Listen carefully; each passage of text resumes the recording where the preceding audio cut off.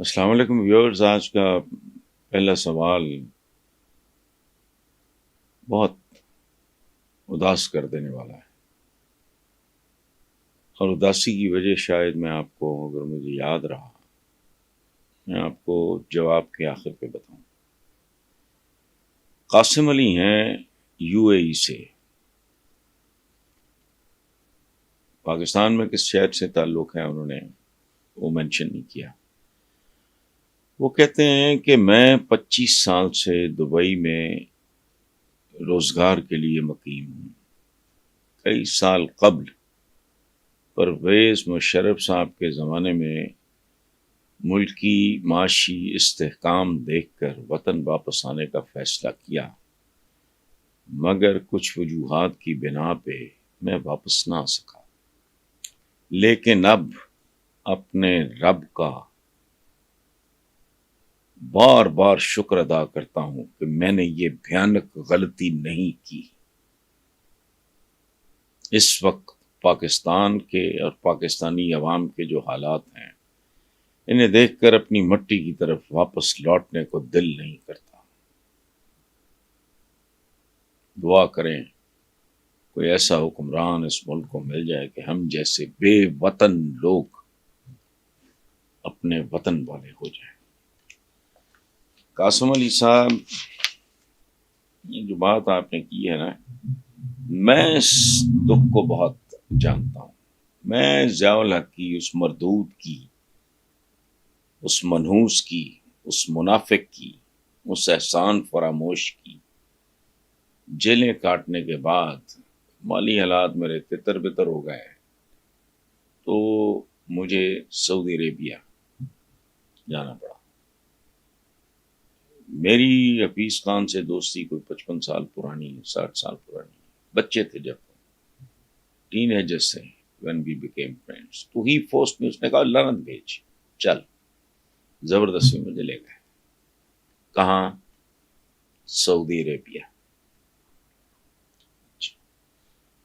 سعودی عربیہ میں نے اپنی زندگی کا بدترین وقت گزارا۔ حالانکہ ایگزیکٹو، بہترین گاڑی، بہترین ہر چیز اعلیٰ، انکم بھی پاکستان کے حوالے سے بہت زیادہ۔ اس وقت ریال اتنا نہیں ہوتا تھا، لیکن جتنا بھی تھا بہت تھا۔ اچھا،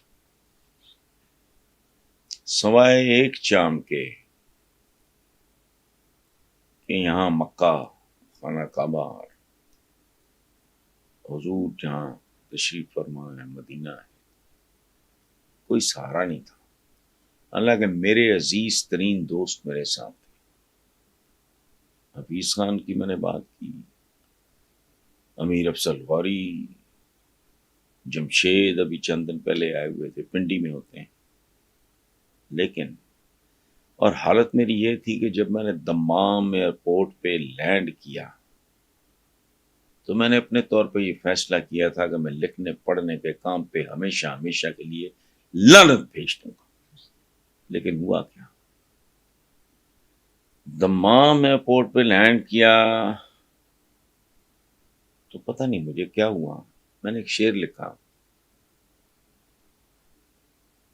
بدن لے کر چلا ہوں، جان پیچھے چھوڑ آیا ہوں، وطن سے دور ہوں، پہچان پیچھے چھوڑ آیا۔ یعنی وہ ٹرانزٹ میں پتہ نہیں، آئی ڈونٹ نو کتنا ٹائم تھا، ریاض جانا تھا ہم نے، 2-2.5 گھنٹے کے اندر پاکستان کی یاد نے میری پسلیاں توڑ دی۔ تو جو دکھ آپ نے بیان کیا ہے، میں اس کو بہت اچھی طرح جانتا ہوں۔ لیکن جو سوال آپ نے کیا ہے، کوئی ایسا حکمران ہے، دعاؤں سے کچھ نہیں ہوتا، یہ یاد رکھیں۔ دنیا کے سارے اولیاء اکٹھے ہو کے دعا مانگیں ہمیں موت نہ آئے، ممکن ہے؟ بڑے سے بڑا برگزیدہ آدمی کہے کہ مجھے لمبی عمر دے دیں، وہ مل جائے گی، لیکن اس میں بڑھاپا نہ ہے، ممکن ہے؟ دعا بیسکلی کنڈیشنل چیز ہے، ہمیں نہیں۔ حضور سے بہتر کس کی دعا ہوگی؟ ہو سکتی نہیں. بنی نہ انسان جب سے آغاز جب تک اس کا انجام نہیں ہوتا. لیکن ہجرت، طائف کے پتھر،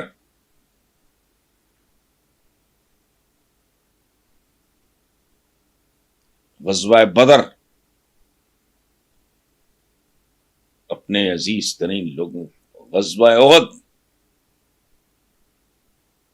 حضرت امیر حمزہ ڈیڈ باڈی جس کی اتنی بے حرمتی کی گئی. میں کبھی کبھی سوچتا ہوں حضور نے معاف کر دیا ہو تو حضور مجھے آج بھی ہند مل جائے. ہمارے ہاں ہند کہتے ہیں، اس کا نام ہے ہندا ابو سفیان کی بیوی جس نے جو کچھ کیا تھا. میں نہ چھوڑوں اس کو. صرف دعائیں نہیں ہوتی، اعمال ہوتے ہیں. پاکستان کے عوام کے، پاکستانیوں کے جیسے ہمارے اعمال ہیں، وہ بھی حضور کا ہی فرمان ہے کہ جیسی قوم ہو ویسے حکمران پہ مسلط کر دیے جاتے ہیں. جب تک ایسا نہیں ہوتا ایسا ہی ہوتا رہے گا. دوزخی، جہنمی، عوام دشمن، لٹیرے، ڈاکو، چور آتے رہیں. آئندہ الیکشن مبارک ہو. حمید خان ہے میاں والی سے، وہ کہتے ہیں میاں نواز شریف کہتے ہیں ہم وہ نہیں جو کہتے تھے 50 لاکھ گھر بنائیں گے، ہم جو کہتے ہیں وہ کرتے بھی ہیں. میاں صاحب کے اس بیان میں آپ کو کتنا وزن اور صداقت، جھوٹ، دروغ، منافقت، تضاد. بات سنیں، ہندوستان کے بھی پولیٹیشنز ہمارے جیسے ہیں، بڑے کرپٹ، بڑے بے شرم، بڑے بے حیا، بڑے ڈاکو، بڑے چور. ان میں سے بھی کبھی کسی نے ہمت نہیں کی ایون فیلڈ بنا لے. اور زرداری صاحب کی طرح سرے محل، یہ کون لوگ ہیں؟ وہ خدا کا واسطہ یار حمید خان صاحب،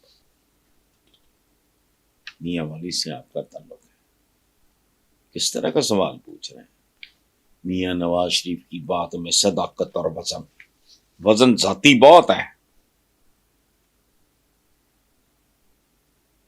وہ جو کہتے ہیں معیشت ٹھیک کر دوں گا، بات وہ بھی بات ٹھیک ہے. ذاتی معیشت کون لوگ تھے؟ یہ چھوڑو، یہ تو کامنٹ کرنے کے قابل ہی نہیں. نیکسٹ ہیں جی رائے کیسر ہیں گجرانوالہ سے. وہ کہتے ہیں جی کیا آپ کو لگتا ہے کہ 8 فروری کو زبردستی پی ٹی آئی کے آزاد امیدواروں کو ہرایا جائے گا؟ اگر عوام کی رائے اور ووٹ کی عزت کو پامال کیا گیا تو اس خوفناک اقدام کا نتیجہ کیا نکل سکتا ہے؟ رائے صاحب ایک بات یاد رکھیں، یہ الیکشن نہیں، یہ الیکشن پلس ہے، جیسے بزدار پلس تھا. اس میں لوگوں کا محبوب ترین لیڈر عمران خان بھی شامل ہے. پنجاب کے سر پہ سوار کیا بزدار، حکومتیں توڑ دو فلانا، اپنے غلط فیصلوں کا ایک فیکٹر ہے. باقی پاکستان کی تاریخ ہے. لیاقت علی خان، میں نے مارا اس کو، قائد ملت کہتے ہیں، آج تک اس کے آگا پیچھا قاتلوں کا ہی نہیں پتا. وزیر اعظم بھٹو کو پھانسی میں نے چڑھائی. یہ آپ کی پیاری عدلیہ. اس کیس کا حوالہ آپ عدالتوں میں نہیں دے سکتے، اسے جوڈیشل مرڈر کہتے ہیں، عدالتی قتل. تو یہ اچھا، باقی جو ہونا ہے آپ نے اس کی طرف اشارہ کر دیا ہے، اور وہ ہوگا تو جس طرح کا الیکشن ہوگا اسی طرح کے نتائج کی توقع رکھیں. چونکہ چور چوری سے جا سکتا ہے، ہیرا پھیری سے نہیں.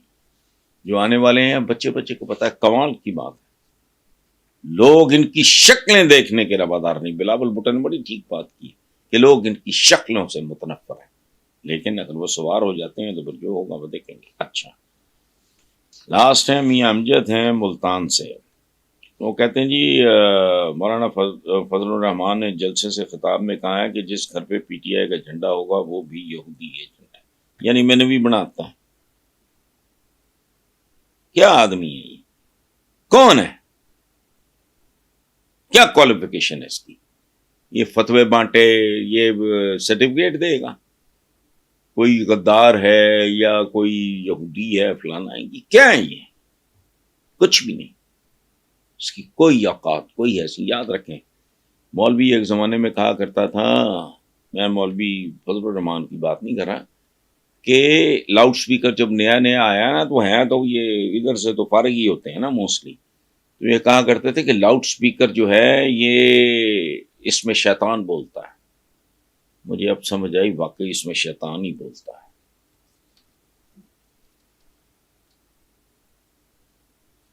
آخری جملہ ہے میاں امجد جو ملتان سے ہیں، ان کا کہ ہماری سیاسی جماعتیں کارکردگی اور منشور کی بجائے مذہبی منافرت، قومیت، لسانیت پہ سیاست کیوں کر رہی ہیں؟ جھوٹ پہ بھی کر رہی ہیں، اس میں دو چار بے شرمی بھی، بے حیائی بھی، ڈٹائی بھی، یہ سارا اس میں شامل کریں.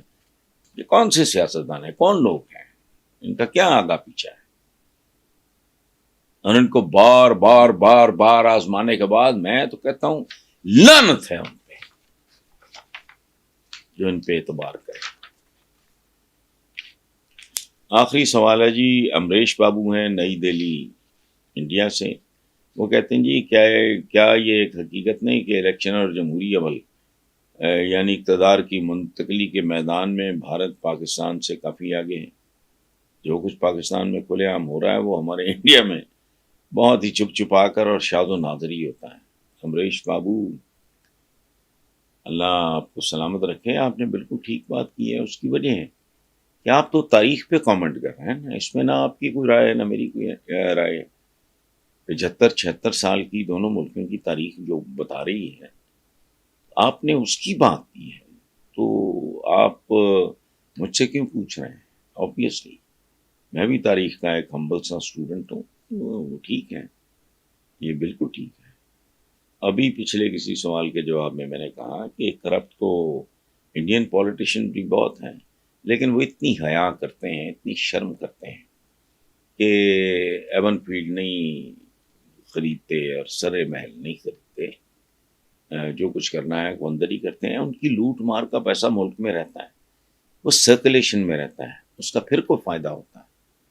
ہمارے جو ہیں ماشاءاللہ یہ جو کمی کمین ہے، یہ ملک کی دولت لوٹ کے ساری کی ساری باہر لے جاتے ہیں، سرے عام بچوں کو دیکھ کے ان سے کاروبار کراتے ہیں، اور پھر چوتھی پانچویں باری میں اس لیے کہہ رہا ہوں کہ شہباز شریف کی جو 16-18 مہینے کی حکومت تھی وہ بیسیکلی تو وہ بھی نماز کی تھی. چھوٹا بھائی تھا، وہ تو ریموٹ پہ چل رہا تھا. Thank you very much.